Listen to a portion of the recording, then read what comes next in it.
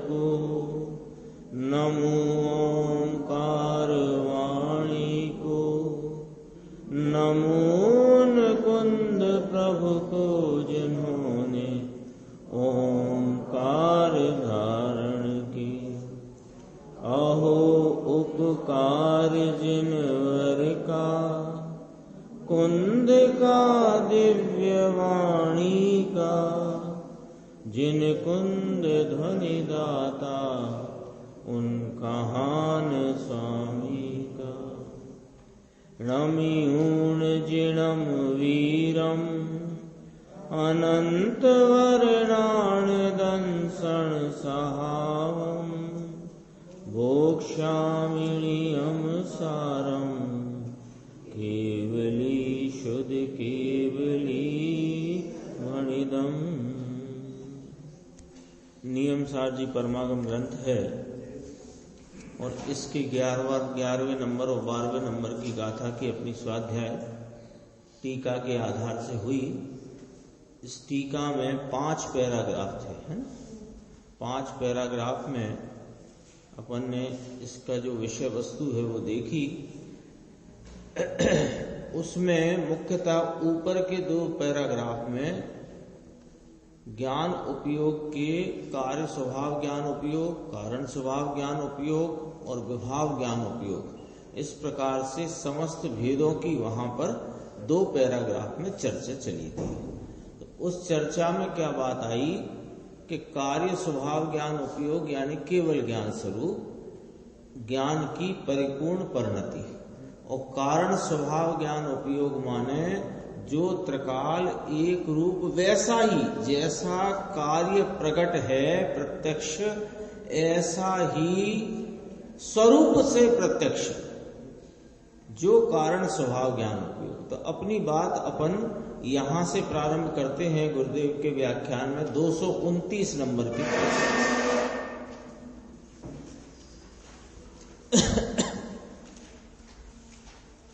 यदि अपन देखें तो टीका में मुख्यतः किस प्रकार आई है कि ज्ञान उपयोग के सभी भेदों की चर्चा करी। स्वभाव ज्ञान उपयोग के, विभाव ज्ञान उपयोग के यानी सम्यक मति शुद्ध ज्ञान, अवधि ज्ञान, मनपर्य ज्ञान, कुमति कुश्रुत और कुअवधि ज्ञान, इन सब की बात करके अब अपने को ये सब जानने का लाभ क्या? लाभ क्या? परीक्षा थोड़ी देना। लाभ क्या है? कि लाभ ये है कि कार्य स्वभाव ज्ञान उपयोग की पर्याय में उपलब्धि करना है तो किसका आलम्बन लेना? कौन उपादेय है जिसकी उपादेयता में हमको सारी अनंत काल तक यह कार्य स्वभाव ज्ञान उपयोग की प्राप्ति यानी परिपूर्ण केवल ज्ञान, परिपूर्ण आनंद की प्राप्ति होगी। प्रयोजन तो यह है ना।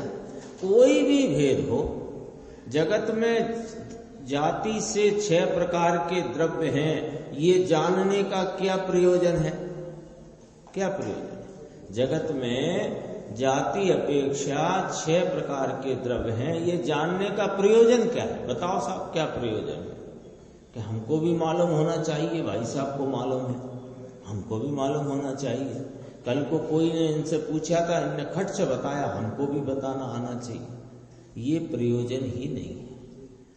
जाति से 6 प्रकार के द्रव्य हैं, यह जानने का प्रयोजन इसलिए है कि मैं कौन हूं, ये जानने का प्रयोजन।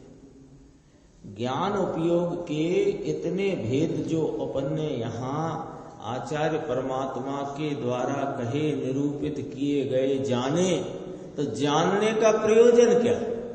कि वह कौन है जिसका आलम्बन लेना चाहिए, और वह जो आलम्बन भूत है वो प्रत्यक्ष है कि परोक्ष है?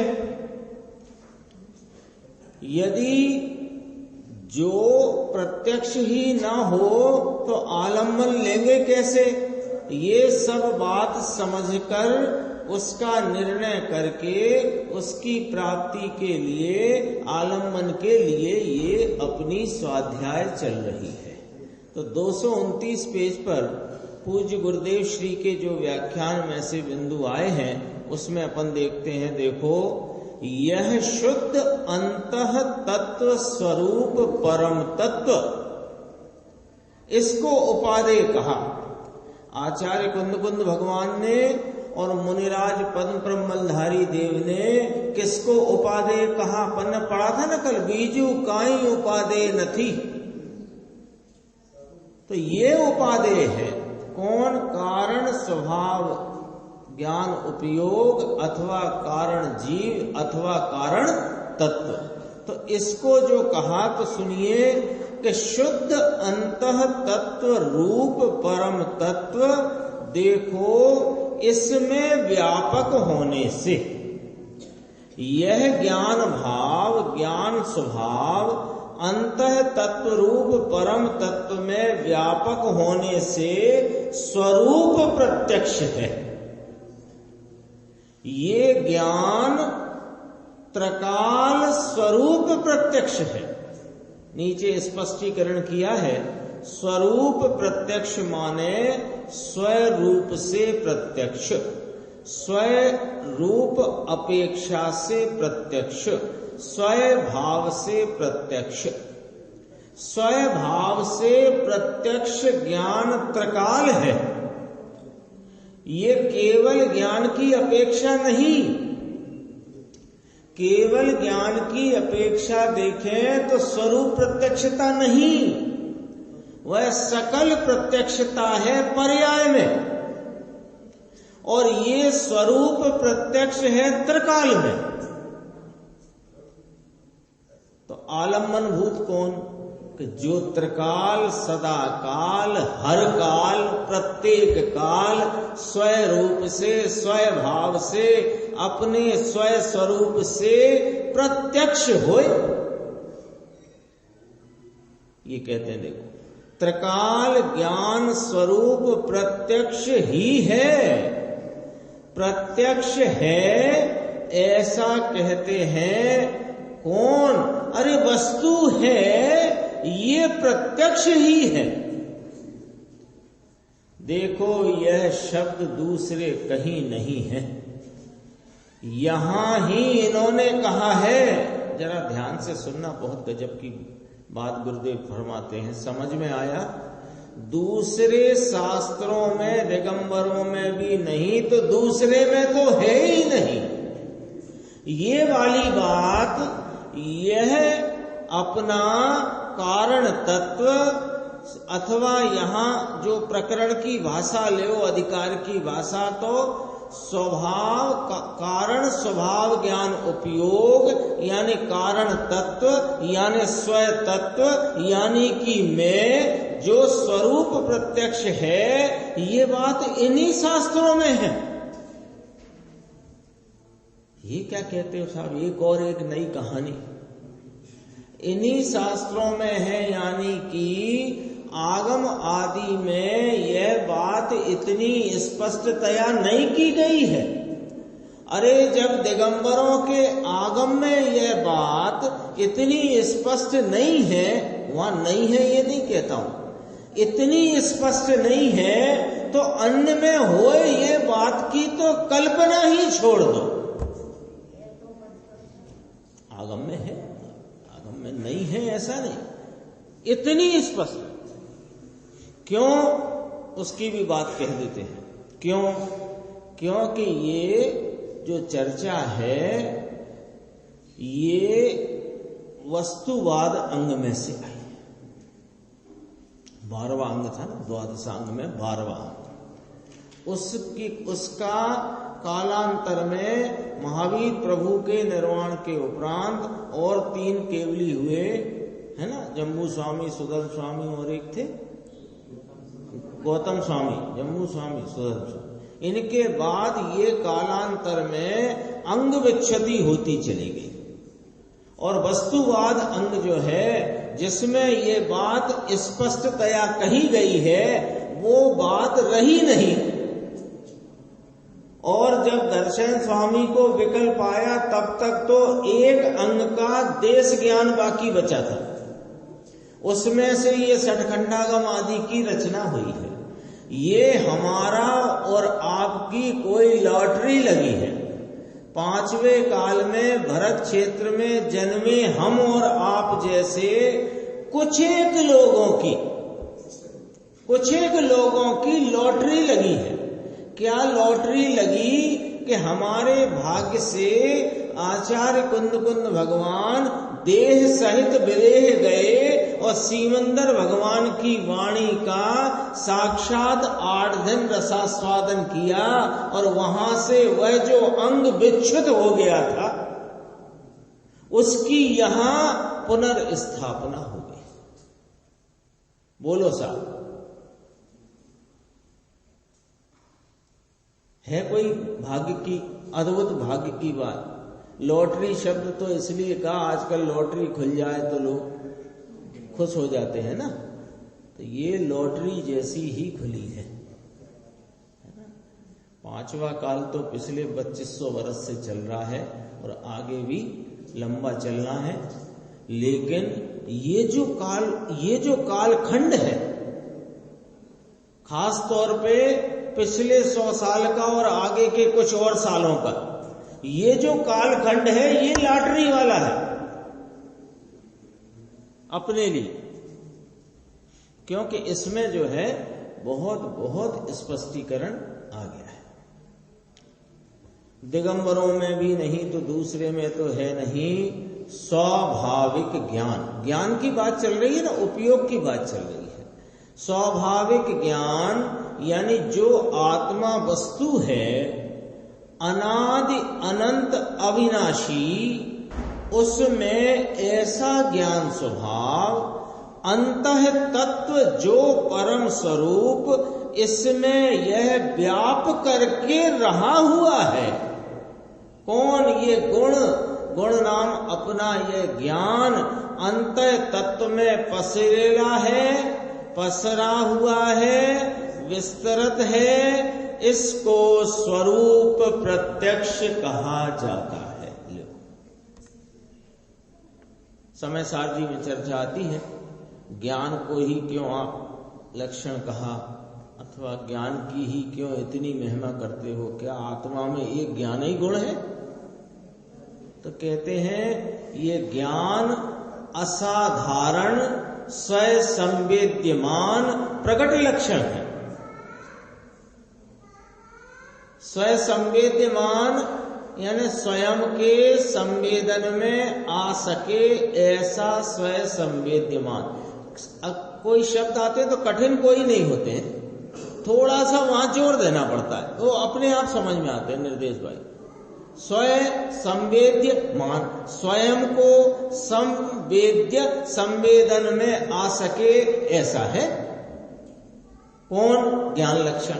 तो ये जो ज्ञान है ये अंतः तत्व में पसरा हुआ है, विस्तृत है, अंतर में समाया हुआ है। इसको स्वरूप प्रत्यक्ष कहा जाता है।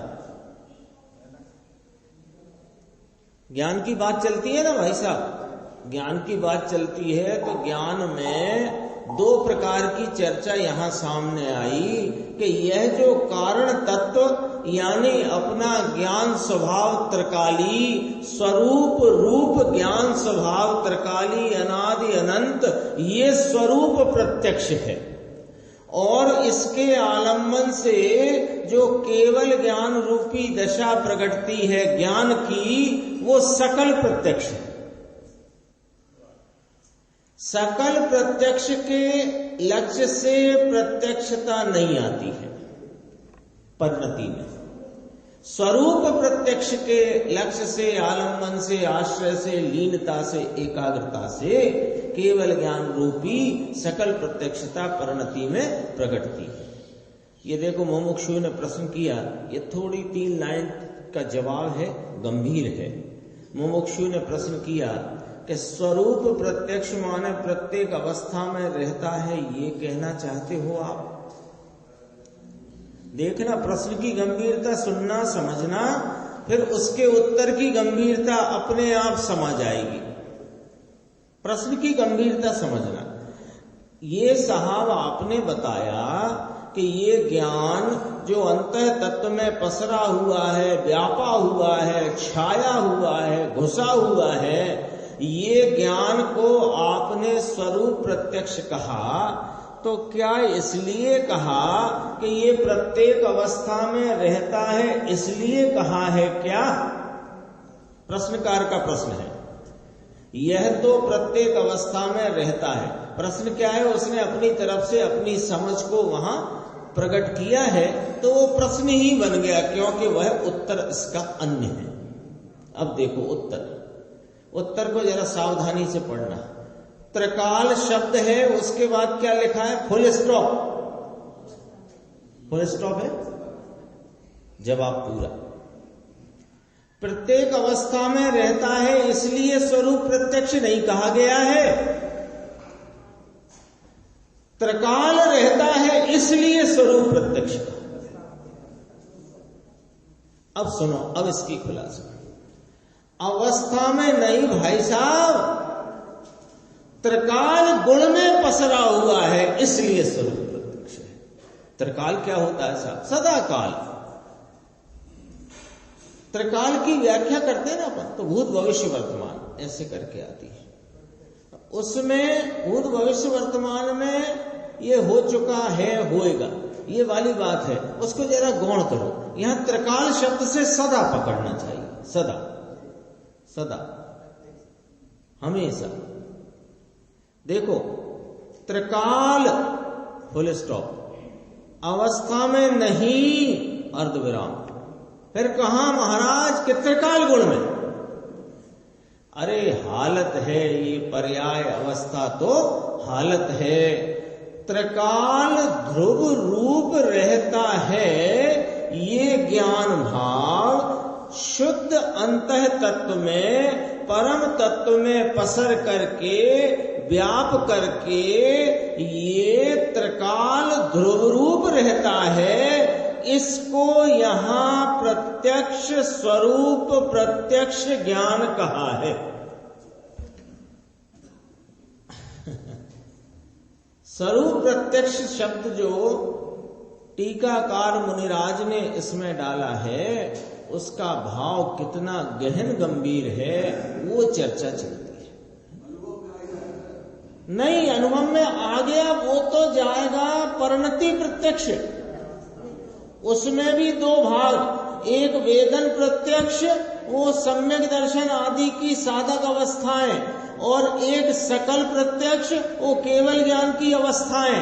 यहां तो ये त्रिकाल स्वरूप प्रत्यक्ष है, ये वाली बात चल रही है। स्वरूप प्रत्यक्ष है किसको? कि जिसको मालूम है उसको, और जिसे नहीं मालूम उसको, सबको। हाँ, पढ़ो ना, पढ़ो अपन। त्रिकाल कहकर तो जवाब दिया। अवस्था में नहीं, यानी अवस्था वाली प्रत्यक्षता को नहीं कह रहे। त्रिकाल गुण में यह प्रत्यक्षता से रहा हुआ है, उस प्रत्यक्षता को कह करके कहा, यह ज्ञान भाव तो प्रत्येक जीव में स्वरूप प्रत्यक्ष है। जैसे शक्कर में मिठास स्वरूप प्रत्यक्ष है। शक्कर दुकान से खरीद के लाएं, फिर उसका क्या करें? कटोरी में रखें अथवा गिलास में रखें, डिब्बे में रखें कि कांच के बर्तन में रखें। कब मीठी होएगी? कब मीठी होएगी शक्कर? अरे भाई साहब गजब करते हो, कहीं रखो, अरे जमीन पर छितरा दो, कि सोने के डिब्बे में रखो, कि चांदी के में रखो, कि दूध में डालो या पानी में डालो, वो शक्कर तो इन अवस्थाओं की अपेक्षा रखती हुई मीठी नहीं, वह तो सदा काल स्वरूप से मीठी है। अरे जाग जाने की बातें हैं। देखो, अभी तो पिछले 4-6 महीने से इतने वैराग्य के प्रसंग अपने आसपास घटित हो रहे हैं, बहुत वैराग्य प्रसंग हो रहे हैं, जहां लगता नहीं है कि ये जाने वाले हैं और चले गए। ऐसा हो रहा है, बहुत हो रहा है, अपने आसपास हो रहा है, खूब हो रहा है। तो इस समय में करना क्या? क्योंकि जिसको जाना है वो तो जाए बिना रहेगा नहीं। क्योंकि एक अपन रोज ही तो पढ़ते हैं यहाँ, सम्राट महाबल सेनानी उस क्षण को टाल सकेगा क्या। वो बात तो खरी है, बिल्कुल पक्की है, उसमें आप और हम कुछ कर सकते नहीं हैं।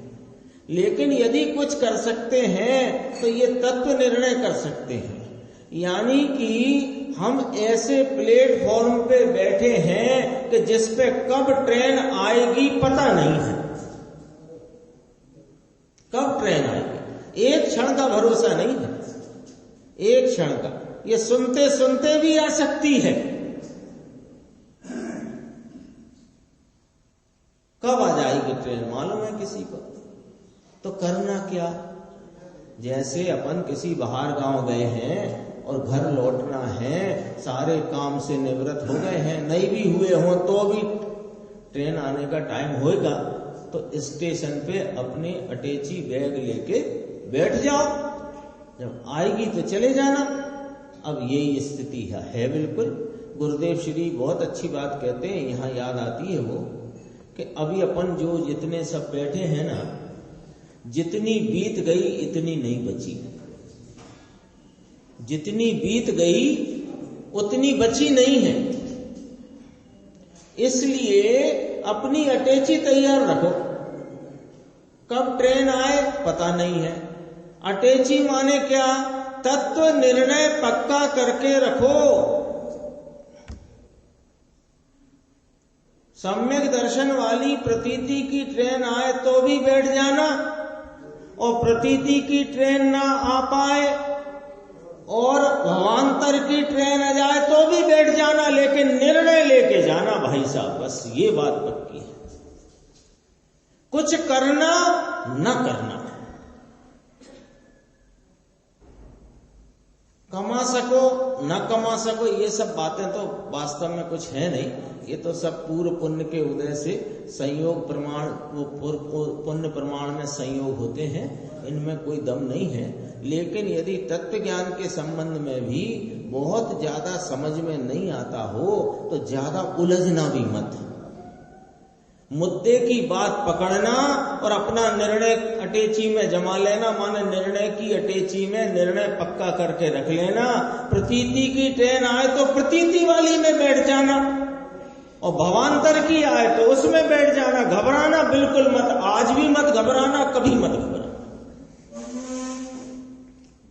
प्रसंग तो सबके साथ घटित होने वाले ही हैं। ओहो, त्रिकाल ध्रुव रहे, इसको यहां प्रत्यक्ष स्वरूप प्रत्यक्ष ज्ञान कहा है। ये स्वरूप प्रत्यक्षता को पकड़ लो, क्योंकि ये प्रत्यक्ष है। किसको दिखेगी? वर्तते उपयोग को। वर्तते उपयोग में अपने स्वभाव प्रत्यक्षता को देख लो, बस। अभी कलश चल रहा था, 34 नंबर का कलश, महाप्रसिद्ध कलश है कि एक बार सब कोलाहल से विरक्त हो जा और 6 मास के लिए बस तू आत्मा को देख। ये बहुत सरल बात कर दी। अरे इससे भी सरल है, 6 मास तो बहुत लंबी बात करी है, लेकिन 6 महीने किताब देखता रहे, 6 महीने स्वाध्याय करने की नहीं कही, 6 महीने इसको देखने की बात कही है, और सम्यक दर्शन मात्र की बात नहीं कही, पूरी बात कही। स्वरूप प्रत्यक्ष कभी सुना था क्या? पूछते हैं गुरुदेव सभा में बैठे श्रोताओं से कि भैया ये स्वरूप प्रत्यक्ष शब्द कभी सुना था आपने? कैसा मीठा शब्द है स्वरूप प्रत्यक्ष। यानी कोई की कोई चीज खो गई हो, ढूंढ ढूंढ के परेशान है, नींद नहीं आती है, हैरान है, बाजार में जाता है, घर में खोई है, बाजार में उस चीज की चिंता चल रही है, कितना परेशान है। और फिर कहा ये प्रत्यक्ष, ऐसी बात है। कभी सुना था भैया स्वरूप प्रत्यक्ष, ये पद्म प्रभ मलधारी देव ये तो कहते हैं गणधरों ने ये सब टीका करी है, मैं मंद बुद्धि कौन। ये टीका करने में हम मंद बुद्धि कौन है, ये तो गणधरों की टीका है, हम क्या करें। गणधर आदि से ये टीका चली आती है। देखो अंत की ये इस पैराग्राफ की 4 लाइन, वस्तु ऐसी कैसी कि वस्तु तो वस्तु प्रत्यक्ष पड़ी है, ऐसा कहते हैं। तो इसका ज्ञान भी यहां प्रत्यक्ष ध्रुव पने अंदर पड़ा ही है, समझ में आया।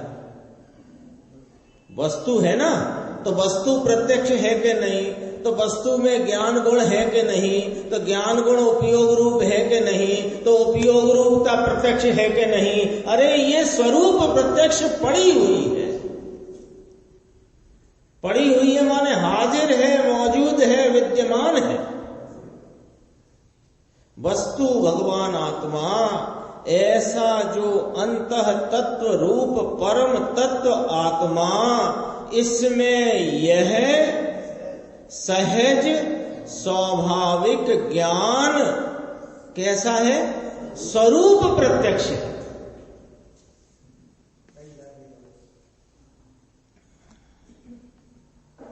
शकर को मुट्ठी में लेकर के एक क्षण को भी यह संशय नहीं खड़ा होता कि इसको डालने के बाद दूध मीठा होगा कि कड़वा होगा, कभी संशय क्यों नहीं होता कि ये शक्कर का स्वरूप प्रत्यक्षता का भान है आपको। ऐसे यह कारण जीव, यह कारण तत्व अपना अविनाशी अनुत्पन्न अविनष्ट स्वरूप, यह सदा काल रहा हुआ, यह भगवान आत्मा वस्तु तत्व, यह ज्ञान स्वभाव का पिंड, ये स्वरूप प्रत्यक्ष है। अब इसमें क्या संशय करना कि इसका आलम्बन लेंगे तो क्या होएगा, होएगा कि नहीं होएगा। शंका आशंका का स्थान ही नहीं है। ऐसा का ऐसा, ऐसा का ऐसा अनादि अनंत पड़ा हुआ है। गुरुदेव श्री फरमाते हैं ये ध्रुव की व्याख्या चलती है। भाई साहब देखो, गुरुदेव श्री ने फरमाया ये ध्रुव की व्याख्या चलती है।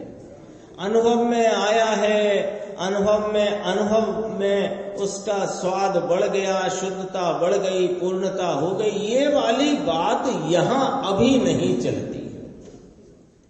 यहां तो स्वरूप प्रत्यक्ष पड़ा हुआ है, स्वरूप प्रत्यक्ष है, प्रत्यक्ष है, प्रत्यक्ष है। ध्रुव पने स्वरूप प्रत्यक्ष है।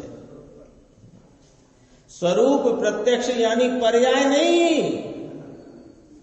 इसलिए ये सारी जो ज्ञान उपयोग की चर्चा और उसके प्रकारताओं का यहाँ वर्णन किया, तो पद्म प्रमलधारी देव ने टीका करते हुए तीसरे पैराग्राफ में ये बताया कि ऐसे देखो, अपन आगम शैली में जाएंगे ना, ये जो गुरुदेव कहना चाहते थे वो पॉइंट पकड़ना। आगम शैली में जाओगे तो क्या मिलेगा, केवल ज्ञान सकल प्रत्यक्ष, और अवधि ज्ञान मन पर्याय ज्ञान विकल्प प्रत्यक्ष, और मतिशुद्ध ज्ञान परोक्ष। हो गई व्याख्या। और बताओ इसमें कोई कमी है कि नहीं, आगम के अनुसार पूरी व्याख्या हो गई। लेकिन अभी इसमें ये प्रत्यक्ष में जो सकल प्रत्यक्षता है, महाराज ये सकल प्रत्यक्षता आई कहां से है, कहां से आई है सकल प्रत्यक्षता? तीन लोक के गेयों में से आई है कि नहीं? क्यों? क्योंकि उपयोग की क्या परिभाषा आई थी? चैतन्य के अनुवर्ती परिणाम को उपयोग कहते हैं, तीन लोक के अनुवर्ती परिणाम को उपयोग नहीं कहते हैं। तो ये सकल प्रत्यक्षता कहां से आएगी? कि स्वरूप प्रत्यक्षता के से आएगी। तो फिर स्वरूप प्रत्यक्ष नाम का एक भाव सामने आ गया कि नहीं आ गया? इसलिए मुनिराज टीकाकार पद्म प्रमलधारी देव भावी तीर्थादिनाथ स्वयं इसी ग्रंथ में कहेंगे, भावी तीर्थंकर हैं ये पद्म प्रमलधारी देव। ये टीका करते हुए कहते हैं कि सकल प्रत्यक्ष जो केवल ज्ञान है वो उसका आलम्बन भूत भाव तो भैया स्वरूप प्रत्यक्ष है, उसकी बात चलती है। इसलिए गुरुदेव ने कहा था, कभी सुना भैया स्वरूप प्रत्यक्ष? कहा था ना अभी, इसीलिए कहा था स्वरूप प्रत्यक्ष यानी पर्याय नहीं समझ में आया, ऐसा धर्म भी किस जात का। 230 पेज पे अपन देखते हैं। देखो अपनी अभी अपन ने स्वरूप प्रत्यक्ष की बात देखी, अब ऊपर की 7 लाइन छोड़ना तो देखो यहां से बात आई, केवल ज्ञान सकल प्रत्यक्ष संपूर्ण प्रत्यक्ष है। ल्यो प्रत्यक्ष के 2 भेद पाड़े। अंतर ज्ञान स्वरूप भगवान आत्मा ज्ञान ध्रुव पने रहता है, इसको स्वरूप प्रत्यक्ष कहिए, और इसका आश्रय होकर के केवल ज्ञान प्रकट होता है, ये सकल प्रत्यक्ष है, संपूर्ण प्रत्यक्ष है, वह स्वरूप प्रत्यक्ष और ये सकल प्रत्यक्ष। कैसी पुड़िया खोलते हैं गुरुदेव, है ना? आचार्य भगवंतों के मुनिराजों के एक एक शब्द, उन शब्द का भाव कैसे आराम आराम से खोलते हैं कि हम जैसे कम बुद्धि वालों को भी जल्दी से समझ में आ जाए। प्रत्यक्ष के 2 भेद पाड़े। क्या अभी अपन चर्चा कर रहे थे ना, केवल ज्ञान, क्योंकि आगम शैली में ज्ञान उपयोग के 5 प्रकार, उसके विस्तार से और प्रकार हैं कि 5 से सब घट जाएंगे, अपन 5 ले लेते हैं। मति शुद्ध अवधि मन पर्याय केवल ज्ञान, ये ज्ञान उपयोग के प्रकार कहे गए हैं। उसमें केवल ज्ञान सकल प्रत्यक्ष, और मति वो क्या नाम, अवधि ज्ञान, मन पर्याय ज्ञान, एक देश प्रत्यक्ष, विकल्प प्रत्यक्ष, और मति शुद्ध ज्ञान को परोक्ष का। ठीक है, लेकिन अभी ये टीकाकार आचार्य और टीकाकार मुनिराज आचार्य कुंद भगवान के हृदय को खोल देते हैं, सर्वज्ञ भगवान का पेट खोल देते हैं। कहते सुनो भैया, ये प्रत्यक्ष के 2 भेद हैं। ये जो केवल ज्ञान सकल प्रत्यक्ष कहा जा रहा है, ये सकल प्रत्यक्षता आई कहां से आखिरकार? कहां से आई? गेयों में से नहीं आई, ज्ञानावरणी के चले जाने से नहीं आई। क्यों नहीं आई? उसका कोई न्याय है कि हाँ है ना? उपयोग कहते किसे हैं? सर्वज्ञ ने उपयोग की क्या व्याख्या करी है? बताओ अंशी, क्या व्याख्या करी उपयोग की? चैतन्य के अनुवर्ती परिणाम को उपयोग कहते हैं। तो चैतन्य का अनुवर्ती होएगा ना केवल ज्ञान, कि 3 लोक का अनुवर्ती होएगा। तो जिसका अनुवर्ती है उसका स्वरूप क्या और कैसा? कि प्रत्यक्ष। अद्भुत ग्रंथ, अद्भुत व्याख्या। बस ये है, बार बार आज ऐसा भाव आ रहा है, अटैची अपनी तैयार करो, अब विलंब ना करो, है ना? अब विलंब करने की जरूरत नहीं है। घर में कोई ब्याह शादी बच्चों के रह गए होंगे तो होंगे, वे तो समय अनुसार वे सब होंगे। अपनी अटैची बांधने में देर ना करो, निर्णय करो, खरा करो, पक्का करो, और प्रतीति की चिंता भी ना करो। अपनी अटैची तैयार रखो, निर्णय खड़ा रखो, मजबूत रखो, दृढ़ रखो। जो ट्रेन आए उसमें चढ़ जाना, प्रतीति की आए तो प्रतीति की में चढ़ के आनंद लेना, यदि प्रतीति की ना आ पाए, भवांतर की आए तो भी कोई दिक्कत की बात नहीं है, निर्णय पक्का चाहिए। बाकी तो इस जगत में जो हम कर रहे हैं ना, क्या कर रहे हैं कि करोड़ 2 करोड़ 10 करोड़ अरब 2 खरब अरब अरब खरब खरब जितना हो उसे कमाने में, बच्चों को पालने पोसने में, बिल्डिंगें बनाने में इत्यादि में सारा जीवन और समय लगा रहे हैं। तो सुन लो भैया, ये तुमने बिना किए तुम्हें अनंत बार मिले हैं। राजा महाराजा हुए हम और आप, ऐसे महाराजा हुए हैं कि अनेकों राजा कम्मा कम्मा करते थे। इसमें कुछ दम नहीं है। दम इसमें है मुकेश भाई साहब चौधरी जी, किसमें दम है कि अपने स्वरूप प्रत्यक्ष का भान करके, उसे पहचान करके, अपने प्रत्यक्ष स्वरूप में उपयोग प्रत्यक्ष करके वेदन प्रत्यक्ष कर लो। मामला तो ये। तो ये गुरुदेव श्री ने कहा प्रत्यक्ष के 2 भेद पाड़े, अंतर ज्ञान स्वरूप भगवान आत्मा, ज्ञान ध्रुव बने रहे, इसको स्वरूप प्रत्यक्ष कहिए। इसका आश्रय होकर के केवल ज्ञान प्रकट होता है, ये सकल प्रत्यक्ष है, संपूर्ण प्रत्यक्ष है, वह स्वरूप से प्रत्यक्ष है, ये सकल प्रत्यक्ष है। तो मुमुक्षु ने कहा विस्तार से कहिए जरा। कहा थोड़ा विस्तार से कहो ना साहब, कि ये व्याख्या तो होती है। अब देखो गुरुदेव बहुत मुद्दे की बात कहते हैं, इसको अपन देखते हैं। देखो ये व्याख्या ही तो होती है, ये यहां 4 ज्ञान की बात इसमें नहीं लेना। कौन सी? मत शुद्ध अवधि मन पर्याय, उनकी बात यहां ना लेना, क्योंकि जितना सकुल करके चलोगे इसको उतनी जल्दी समझ में आती है बात, है ना। होता है ना, अपन सुनने पढ़ने बैठे और उसमें इधर उधर जाती हो तो समझ में आने में कठिनाई। सकेल लो, मति शुद्ध क्या होता है, अवधि मन पर्याय क्या होता है, हो होता है, इधर इधर साइड करो। अभी सुनो, यहां तो पूर्ण प्रत्यक्ष और स्वरूप प्रत्यक्ष, ये 2 भाग चल रहे हैं। बताओ साहब, पूर्ण प्रत्यक्ष कौन है? केवल ज्ञान। और स्वरूप प्रत्यक्ष कौन है? मैं।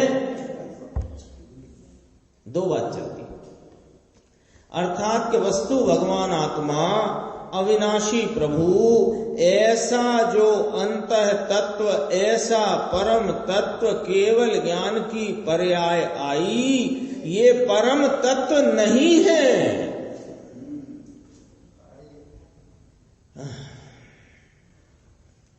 ये परम पद है, परम तत्व नहीं है। पद पर्याय आश्रित होता है, तत्व भाव आश्रित होता है, स्वभाव आश्रित होता है। ऐसा परम कहा, अंतः तत्व रूप परम तत्व भगवान अनंत गुण का पिंड, एक अंतः तत्व रूप परम तत्व, इसमें व्यापा हुआ, इसमें रहा हुआ ज्ञान, उसको सहज ज्ञान कहकर स्वरूप प्रत्यक्ष कहने में आया है। और यह स्वरूप प्रत्यक्ष ज्ञान का आश्रय लेकर के, रात्रि में कहा था, परम भाव में स्थित होकर के ये परम ध्रुव भाव, नित्य भाव, परम भाव, अंतः तत्व रूप परम स्वभाव, इसमें रहा जो ज्ञान, ये स्वरूप प्रत्यक्ष है, स्वयं रूप से प्रत्यक्ष, स्वयं भाव से प्रत्यक्ष। ये स्वयं भाव से प्रत्यक्ष है, ये ज्ञान पर्याय में नहीं आता, ये ध्रुव रूप से रहता है। जो पर्याय में आता है वो भेदों में जाता है, सकल प्रत्यक्ष और देश प्रत्यक्ष और परोक्ष वाले, उनमें जाता है।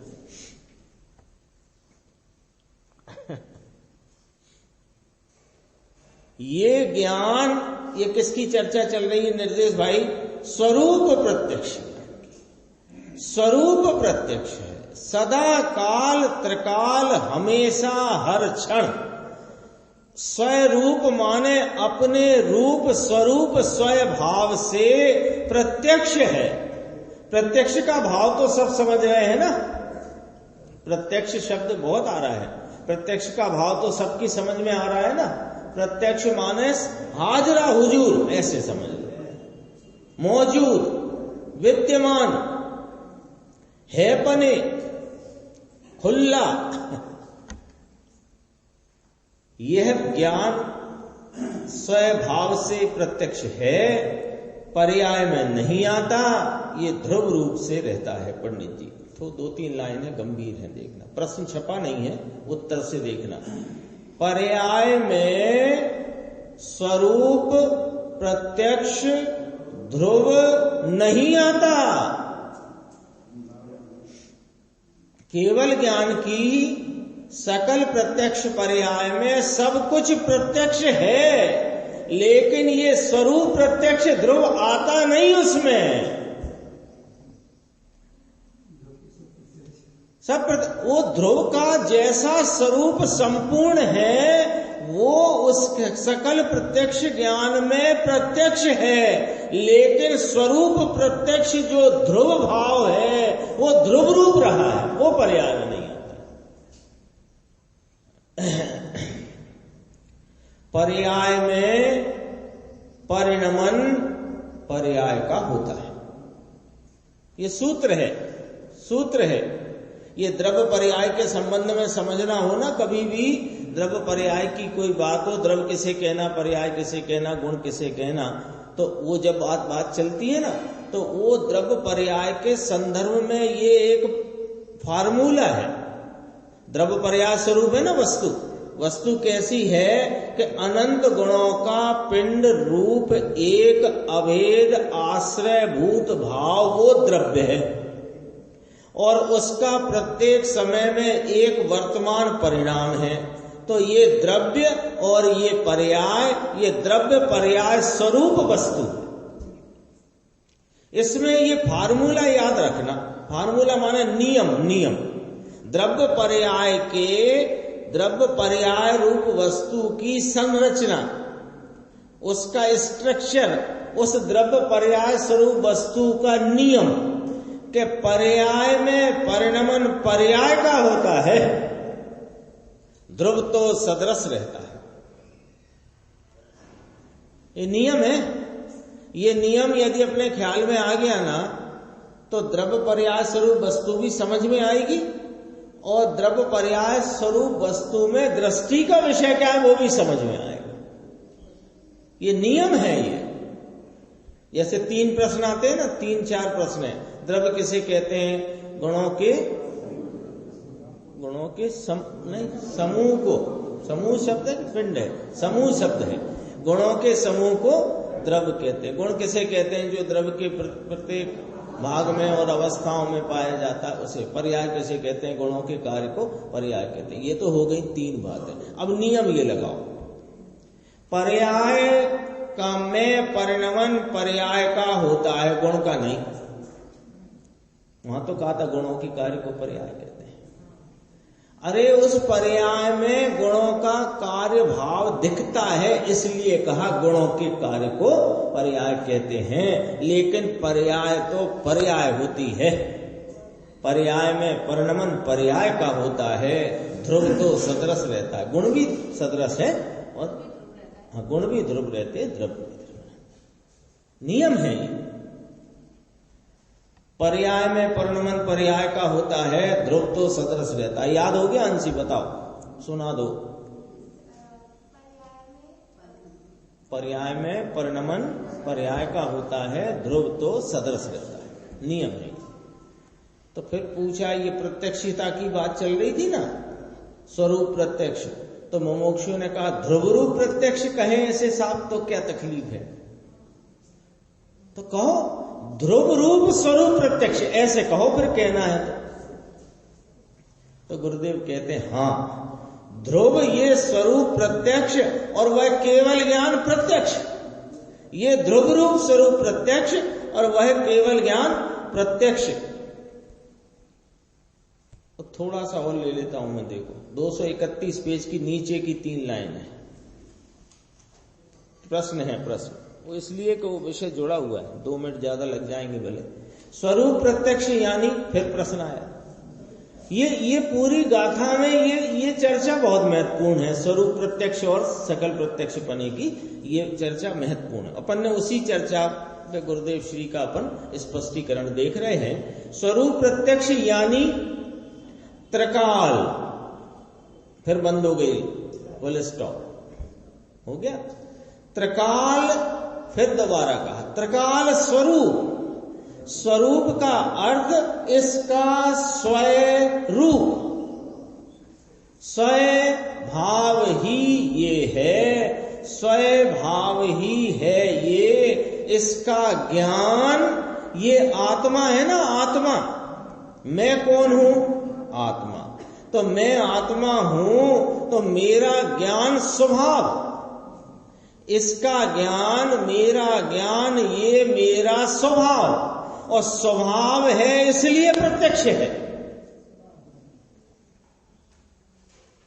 स्वभाव से प्रत्यक्ष, स्वरूप से प्रत्यक्ष, सहज प्रत्यक्ष, सहज ज्ञान। सहज शब्द भी स्वाभाविक के लिए ही प्रयोग किया जाता है, ऐसा शब्द नहीं आया था। कहीं आया था क्या, पूछते हैं गुरुदेव। कहीं ये चर्चा आपके सुनने सुनाने में आई क्या? ज्ञान उपयोग के कारण स्वभाव ज्ञान उपयोग स्वरूप प्रत्यक्ष है, स्वभाव से प्रत्यक्ष है। ये बात तो भैया क्या कहां, कहीं कहीं आती है, यहां आई है। दिगंबर संतों ने तो केवल ज्ञान का कलेजा खोल डाला है, केवल ज्ञान का कलेजा, हृदय खोल दिया है। कौन ने? दिगंबर संतों ने। इसको अभी ख्याल में तो ले, ख्याल में लेने वाली पर्याय है, लेकिन ख्याल करना है किसका? कि त्रिकाल का। त्रिकाल का माना स्वरूप प्रत्यक्ष कारण भाव का। त्रिकाल ज्ञान भाव स्वरूप प्रत्यक्ष है, इसका आश्रय करे। इसको मति श्रुत अवधि मन पर्याय केवल अवग्रह या अवाय सब होता है। लब्धि कहो उपयोग कहो, ये सब इसको अनुसरण करके होता है। ऐसे बाहर का बहुत जानने में आया, इसलिए बाहर के कारण से बाहर का जानने का भाव होता है, ऐसा नहीं है।